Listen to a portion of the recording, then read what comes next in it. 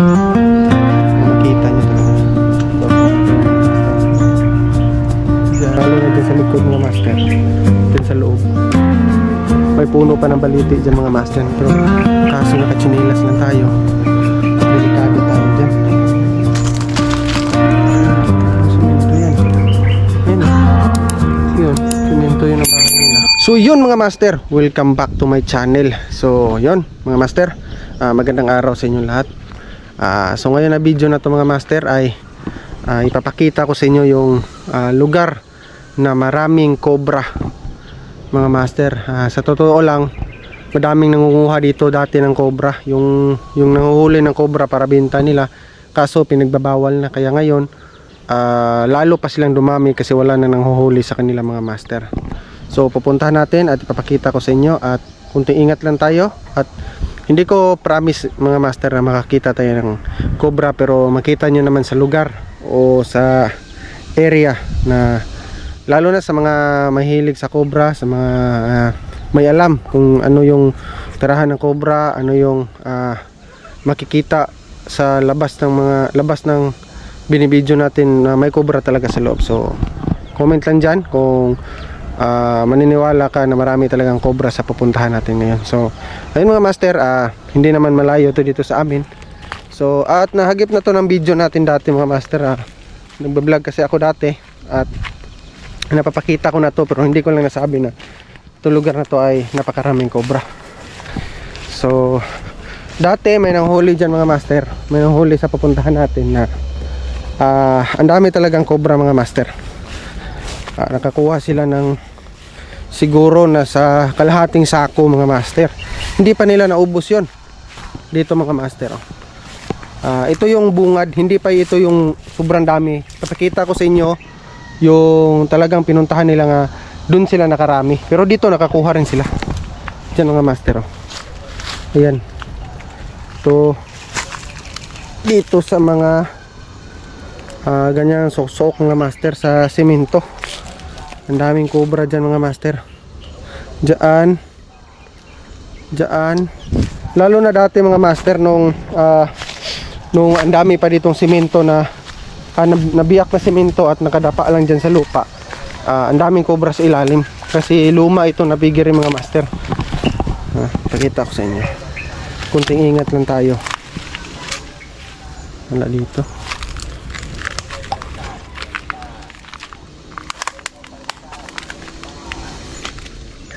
Lalo na dyan mga master. Dyan papakita ko, sa lapit tayo konti. Ingat lang tayo mga master, kasi pero hindi naman nangagat agad yung cobra mga master. Basta sa palagay nila ay nasa sitwasyon sila na corner sila dyan. Mag-ingat ka dyan, manuklaw talaga yan dito mga master. Dyan yung dati, dyan yung mga huli ng cobra. May panungkit kasi sila, meron yung bakal yung dulo. Kinukuhit nila yung mga butas-butas at kikita lang yung cobra dyan mga master. Ang dami rin dyan. Yan, sa mga bato-bato na yan. Yan, tinatapunan na ng mga master, mga kalakal. Lalo na dyan mga master sa suit na yan. Kaya pag naglalaro ang anak ko at tumatakbo siya papunta dito, tinatawag ko. Akala ko putsukan. Pag pumupunta siya dito, pinapauwi ko talaga agad mga master kasi delikado dito. Yan o, dyan, lalo na dyan sa likod mga master. Dyan sa loob may puno pa ng baliti dyan mga master. Ayan, lalo na dyan sa may puno ng baliti. Tara, pasukin natin dito. Dyan, sa butas na yan mga master. Yung butas na yan, may cobra dyan. Tingnan natin sa puno talaga ng baliti, ilalim. Ingat lang tayo mga master. Ano napakasukal dyan. Dito ay daanin to ng tubig. Tingnan natin. Yan. May cobra dyan siguro mga master. Yan. Alis lang tayo agad. Ito. May butas dyan mga master. Ayan. Siguro dyan mga master may cobra dyan. Alis na tayo. Ingat tayo mga master kasi delikado. Try natin puntahan dito.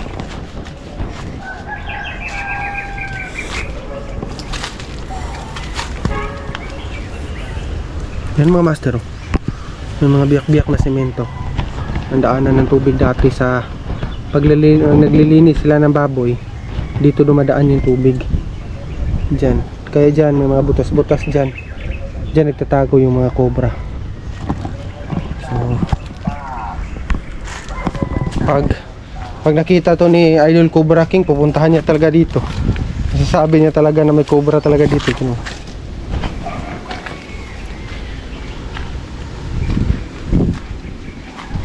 Yun pa oh. So pupuntahan natin yung sinabi ko talaga mga master, na doon talaga sila nakarami ng huli ng cobra.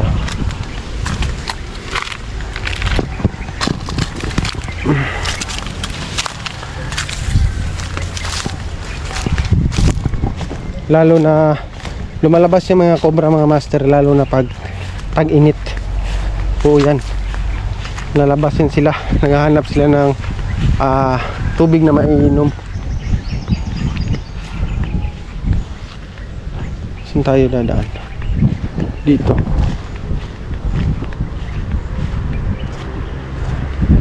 Papakita ko sa inyo. Huwag lang tayong pumunta doon sa gilid mga master, nung doon sa sentro talaga sa gitna kasi delikado. Ito, dito mga master. Meron to dito. Cobra dyan. Nangunguha ng kahoy dito. Yung uli. Oh, ayun. Yung mga master. Oh. Din sa mga biyak na semento.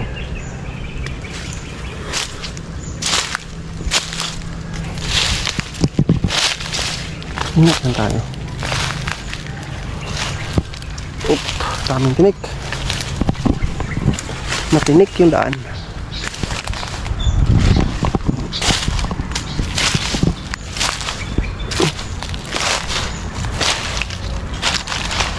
Daan eh.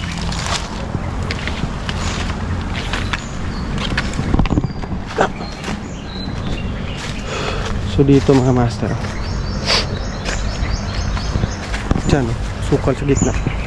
May bahay dyan dati sa gitna mga master. So dito talaga sila nakahuli ng sobrang daming cobra. Kikita nyo naman yun sa lugar. Ayun oh, yung mga butas-butas sa mga master. Kado dyan. Kahit ako nga, pag dumadaan ako dito, natatakot ako mga master.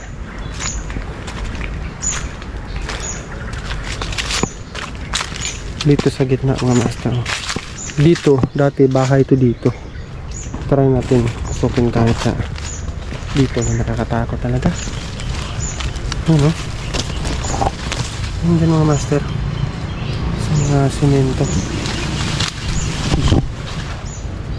Para makita nyo talaga. Ito, semento yan mga master. Dyan sa gitna. Try natin pasukin konti. Sana. Ayan. Dyan. Semento yan. Semento. May semento yan. Ayun o. Yun. Semento yun ang bahay nila. At dito. Bas tayo.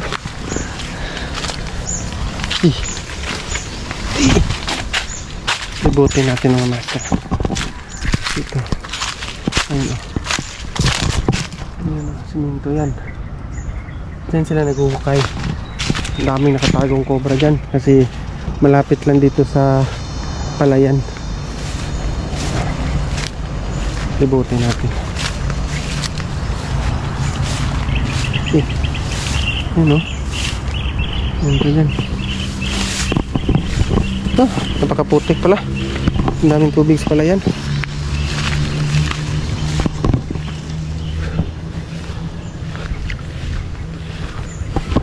Dito.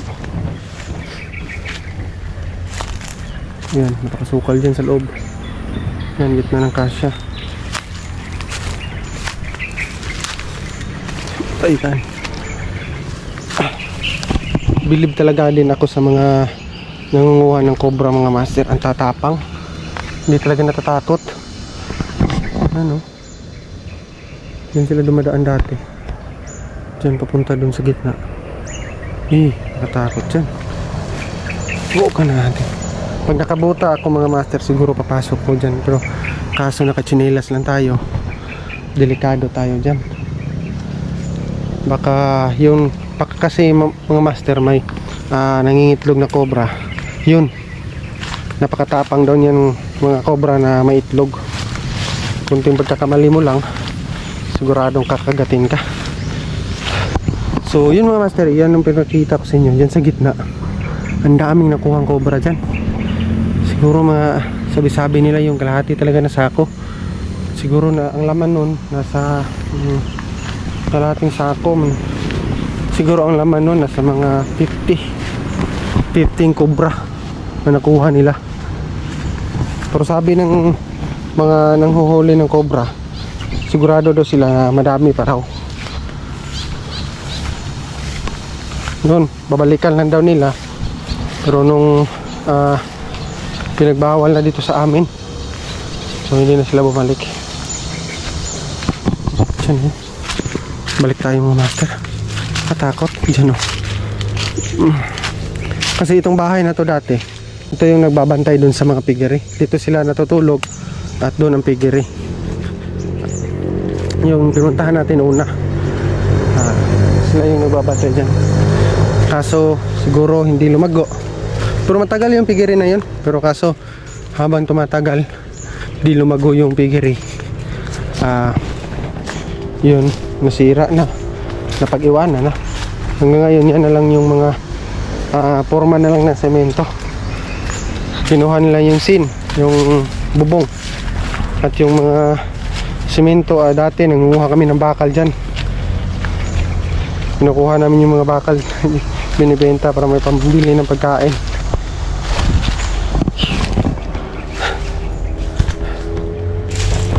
So yun mga master, hindi tayo nakakita ng cobra kasi hindi naman talaga natin hanapin sila. Hindi naman natin tangkang hanapin sila. Ipakita ko lang sa inyo kung yung tinitirhan nila mga master. Kasi delikado rin. Wala pa namang anti-venom yata dito sa amin. At malayo. Delikado talaga. Kaya sa ngayon na panahon na tag-init, kunting ingat tayo mga master dahil delikado ngayon sa mga venom na mga hayop, lalo na yung banakon. Dito sa amin wala pang balita na may banakon dito sa amin. Cobra lang. Yung banakon ay hirap yun. Ang bilis mo lang mamatay doon, segundo lang. So yun, dito na ako sa unang pinuntahan natin. Yun, doon lang yung bahay namin. So yun mga master, salamat sa panonood. At pinakita ko lang sa inyo yung mga tinirhan ng mga cobra dito sa amin, na madadaming cobra. At totoo ito kasi nakita ko dati yung nanghuli dito ng cobra. Kasi pag may nanghuli ng cobra, sumasama kami dati, yung bata pa kami, kasi maganda rin tingnan. Nakikita kami ng cobra. So dami din lang kuhang cobra talaga. So ayun mga master, ingat tayo palagi kung pupunta tayo sa mga gubat-gubat. Mas maganda kung may butas tayo na sinusuot, buta, para pag kinagat tayo ng may venom na mga hayop, hindi talaga tayo makakagat kasi nakabuta tayo. Yun, so yun lang mga master. Maraming salamat sa panonood. Huwag kalimutan mag-like and subscribe sa aming YouTube channel para updated ka sa mga video na gagawin namin dito sa Buhay Probinsya. So yun lang mga master, maraming salamat.